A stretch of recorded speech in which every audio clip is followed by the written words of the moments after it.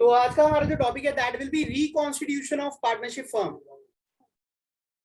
जिसका आप सबको बहुत टाइम से इंतजार है। ठीक है, आप अपनी आवाज को प्लीज कंट्रोल। तो reconstitution of partnership firm we are starting. आपने अपनी एनर्जी, ठीक है, मेरे से मैच करनी है। ठीक है, जितना एनर्जी से मैं पढ़ा रहा हूँ आपको उतनी एनर्जी से आपने भी पढ़ना है।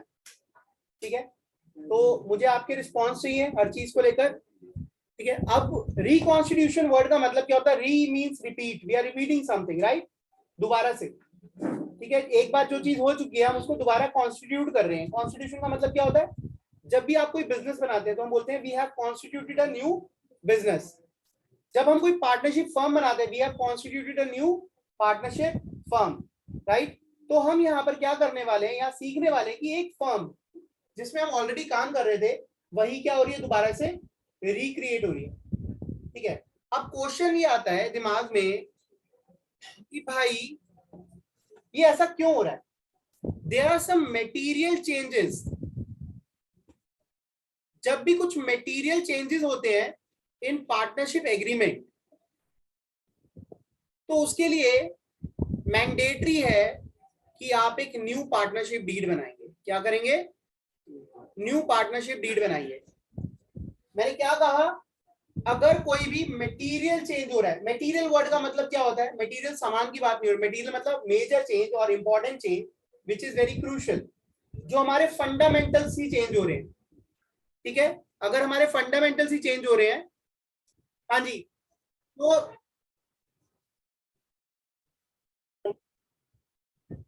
तो मैं कहा था रिकॉन्स्टिट्यूशन में था। एंड रिकॉन्स्टिट्यूशन का मतलब क्या है? पार्टनरशिप डीड दोबारा बन रही है, एग्रीमेंट दोबारा हो रहा है। अच्छा, अब एक बात बताओ, क्या छोटी छोटी बातों के लिए पार्टनरशिप डीड ही चेंज कर देनी चाहिए? Answer is no. ठीक है, छोटी छोटी बातों के लिए नहीं, उसके लिए क्या करना पड़ेगा? अगर आप कुछ इंपॉर्टेंट चेंजेस लेकर आ रहे हो तो डीड नहीं बनेगी। इंपॉर्टेंट मतलब बिग चेंजेस, जो रिकॉन्स्टिट्यूट सीधा क्या करते हैं, फॉर्म को रिक्रिएट कर देते हैं।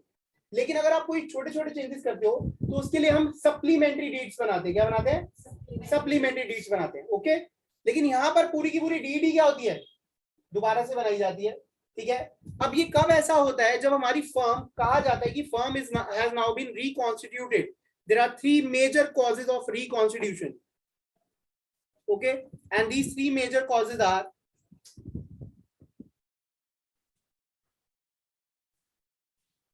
ठीक है, साथ साथ देखेंगे, आपके तीन ये चैप्टर्स हैं। पहला, change in profit sharing ratio.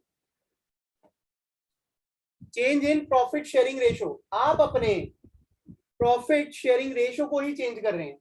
ठीक है, profit sharing ratio is an important point.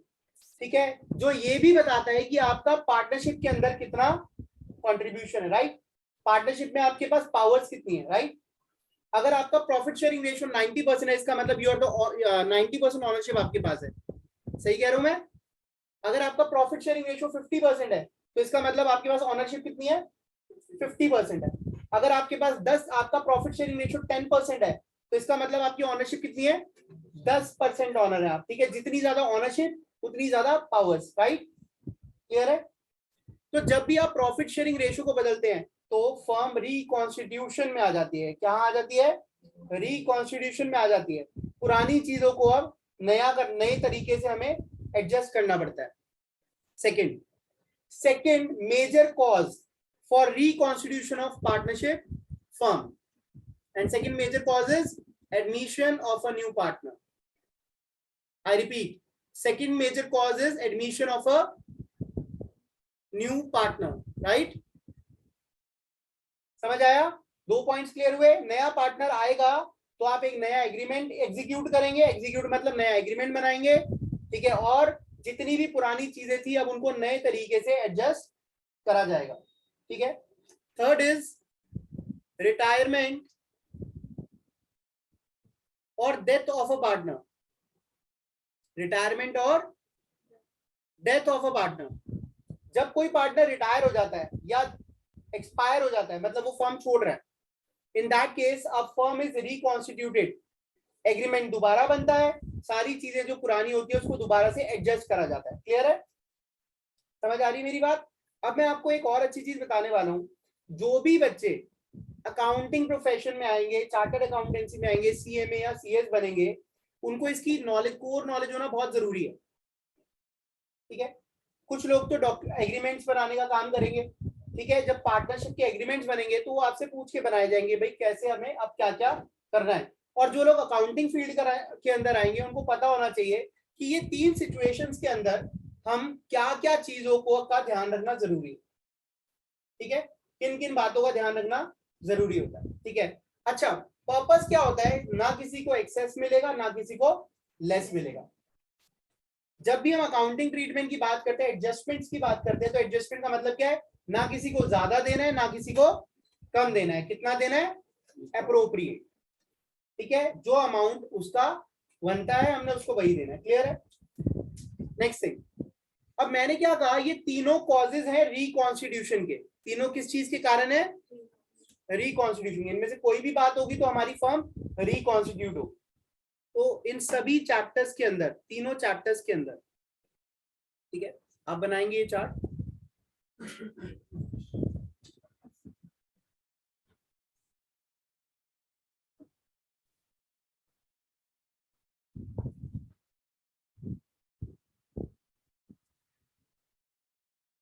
reconstitution,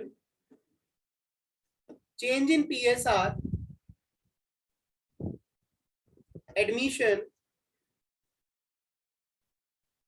retirement और डेथ। आई होप मेरी आवाज आप सबको क्लियर है? ठीक है, थैंक यू। हाँ जी, ये आपके चैप्टर्स नंबर सो बताइए आपको। Chapter number 4, chapter number 5, chapter number 6।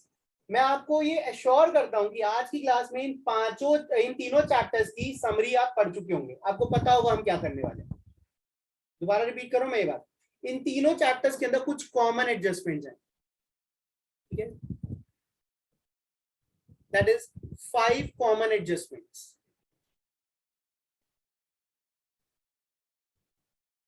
तो अगर आप मेरे तरीके से पढ़ेंगे तो ये आपको 3 चैप्टर्स में नजर आएंगे। क्या नजर आएगा? अ सिंगल टॉपिक, और उस टॉपिक का नाम क्या है? Reconstitution of partnership. अगर आप मेरे तरीके से पढ़ेंगे तो आपको ये सारे चैप्टर्स एक जैसे नजर आने वाले हैं। ठीक है, और जब हम ये चैप्टर स्टार्ट करने जा रहे हैं, हमारा प्रोस्पेक्टिव, हमारे माइंडसेट क्या होगा कि हमने इस तरीके से अकाउंटिंग करनी है, एडजस्टमेंट करनी है कि किसी को ज्यादा नहीं मिलना चाहिए और किसी को कम नहीं मिलना चाहिए। क्लियर है? तो हमारा बेसिक है एप्रोप्रिएट एडजस्टमेंट करनी है, जिसको जितना पैसा जाना चाहिए उतना ही जाएगा। क्लियर है? अगर हम इस माइंडसेट से आगे बढ़ते हैं तो ये पांचों एडजस्टमेंट्स यही कहती है, सारी एडजस्टमेंट्स यही कहती है। ठीक है, adjustment number 1, adjustment number 1 is about profit sharing ratio.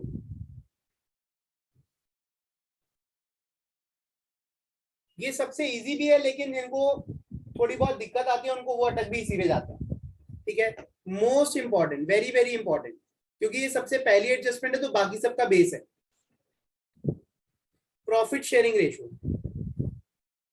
Adjustment number 2, आप जब ये सारे चैप्टर्स कवर कर चुके होंगे आपको पता चल जाएगा कि मैं सही कह रहा था।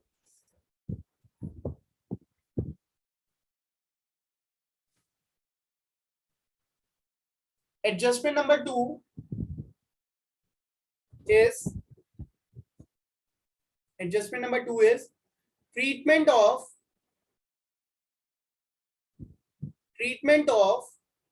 old reserves,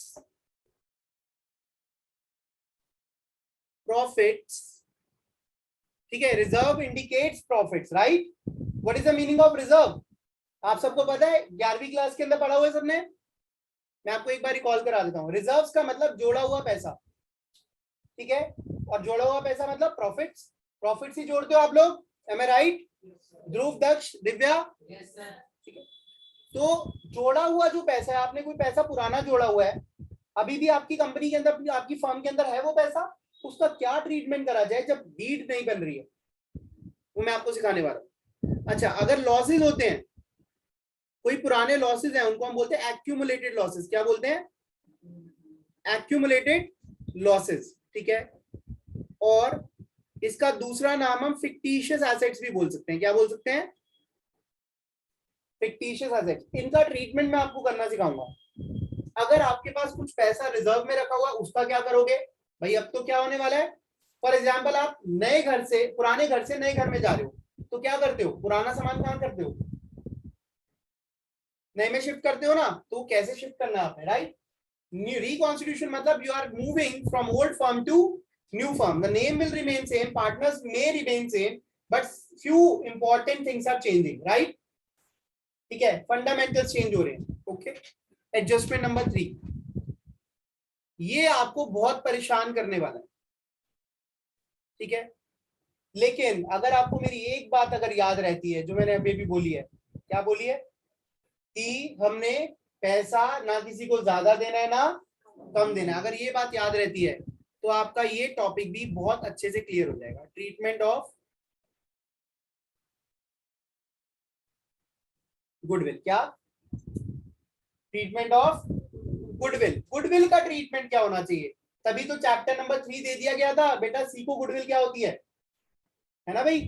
गुडविल बताया गया ना आपको कि भाई कैसे गुडविल को वैल्यू करना है। क्यों बताया गया? क्योंकि इस चैप्टर में, इन तीनों चैप्टर्स में उसका यूज है। ओके, ठीक है, let's move further. Adjustment number 4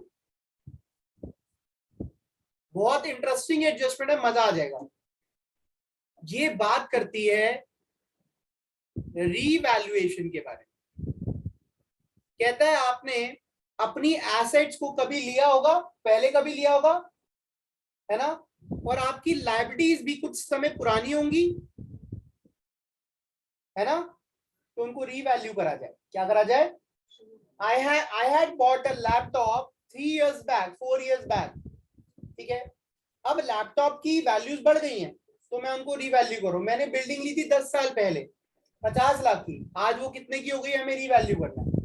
क्यों करना है? When we will start this adjustment, now I'll tell you. Adjustment number 5.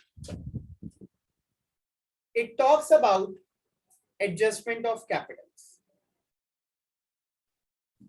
ठीक है, लास्ट ईयर ये कोर्स से हटा दिया गया था, ठीक है। आई चेक कि शायद इस बार भी नहीं है, तो इस पे कंडीशनल है,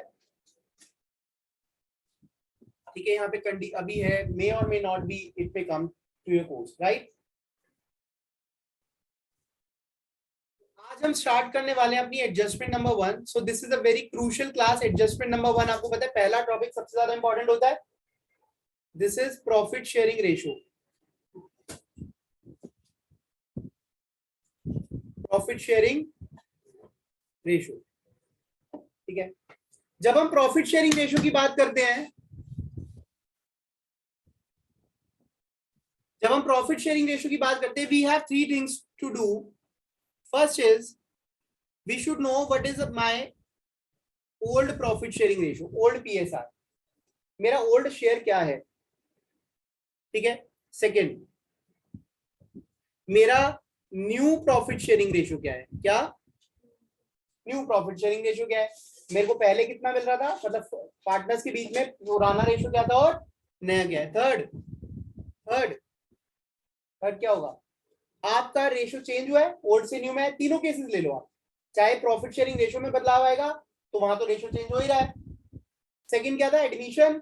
जब कोई नया पार्टनर आएगा तो भी रेशियो चेंज होगा, क्योंकि एक फर्म जो 2 लोगों की थी अब वो 3 की हो गई, 3 की थी तो 4 की हो गई, 4 की थी तो 5 की हो गई, 5 की थी तो 6 की हो गई, 6 की थी तो 7 की हो गई, 7 की थी तो 8 की हो गई, 8 की थी तो 9 की थी तो 10 की थी तो, ठीक है, वेरी गुड, तुम्हें तो आता है, ठीक है। तो उनमें रेशियो बदलेगा, ओके। अब आते हैं रिटायरमेंट और डेथ में। 11 की थी तो 10 की थी तो 9 की थी तो 8 की थी तो 7 की थी तो 6 की थी तो 5 की थी तो 4 की थी तो 3 की थी तो 2 की थी तो निकम्मे सबको जिन्होंने बोला एक, वहां पार्टनरशिप फॉर्म तो रही नहीं ना, because there should be at least 2 partner, ठीक है। अर्पिता लटक गई इसमें, ठीक है, ये YouTube पे जाएगी, देखना आप। हाँ जी, तो अब देखिए, जब भी रेशो चेंज होता है तो उसका प्रभाव क्या होता है, इफेक्ट क्या आता है? या तो किसी का शेयर बढ़ जाता है या फिर किसी का शेयर कम हो जाता है। जब किसी का शेयर बढ़ जाता है तो उसके लिए हम क्या टर्म यूज करते हैं? गेन। और किसी का शेयर घट जाता है तो हम क्या यूज करते हैं?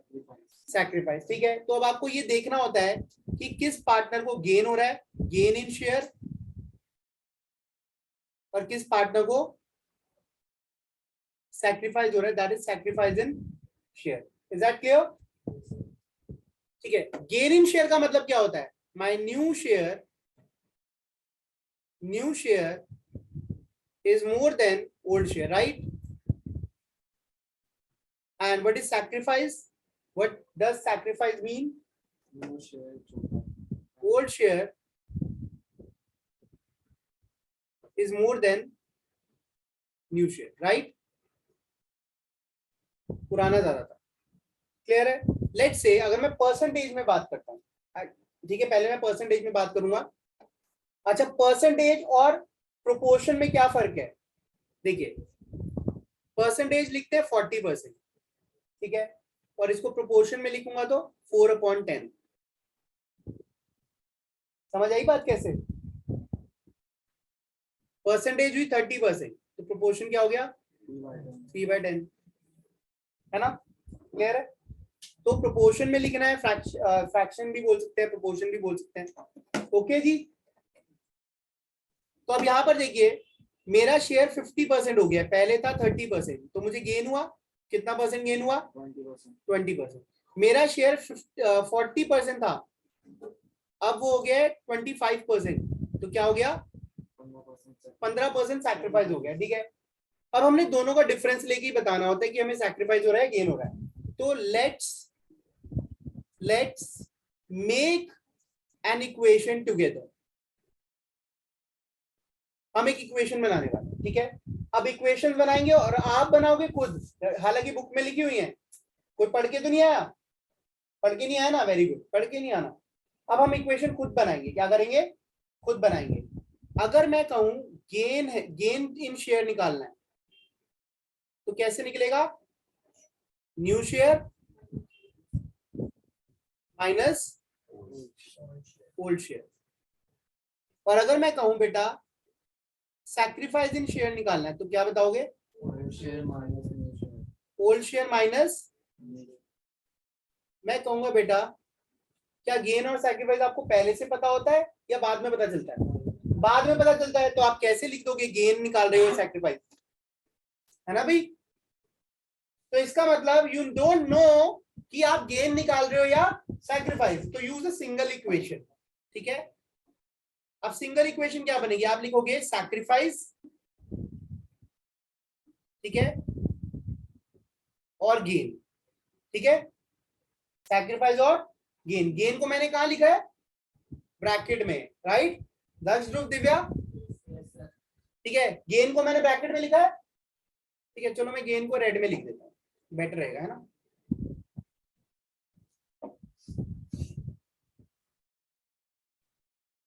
ठीक है जी। अब यहाँ पे देखिए, मैं एक ही इक्वेशन बना लूं तो चल जाएगा ना, है ना? अब मैं एक ही इक्वेशन यूज करूंगा, आप भी कर सकते हो, आपकी मर्जी है, it is up to you. मैं नहीं कह रहा, मैं ये यूज करूंगा क्लास में, आप देखो क्या करना चाहते हो। मैं यूज करूंगा old share minus new share. ये मैंने कौन सा यूज करा? सैक्रिफाइस वाली इक्वेशन यूज कर ली, है ना? मैंने सैक्रिफाइस वाली इक्वेशन यूज करी और क्या लिख दिया? अगर ये नेगेटिव आ गया तो इसको मैं क्या बोलूंगा?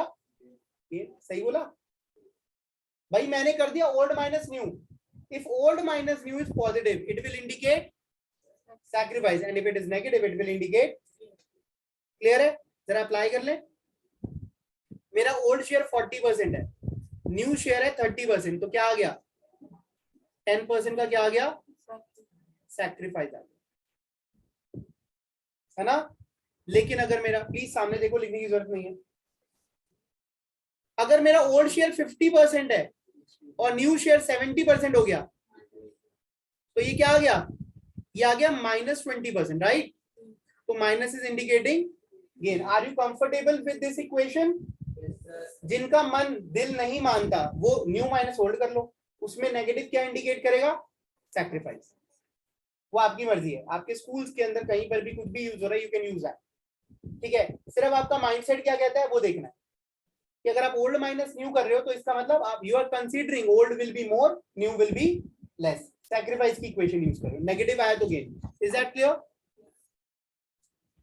जी, तो इक्वेशंस पहले हम यहाँ कवर कर लेते हैं, आपका फर्स्ट एडजस्टमेंट खत्म हो जाएगी आज की क्लास में, है ना। बड़ी हैरत वाली बात है ना, ऐसे कैसे हो जाएगी है? हमारा सबसे छोटा टॉपिक गुडविल था, वही नहीं खत्म हुआ था इतनी जल्दी। It will take much time, 2 और 3 क्लासेस में आपको ये कराऊंगा।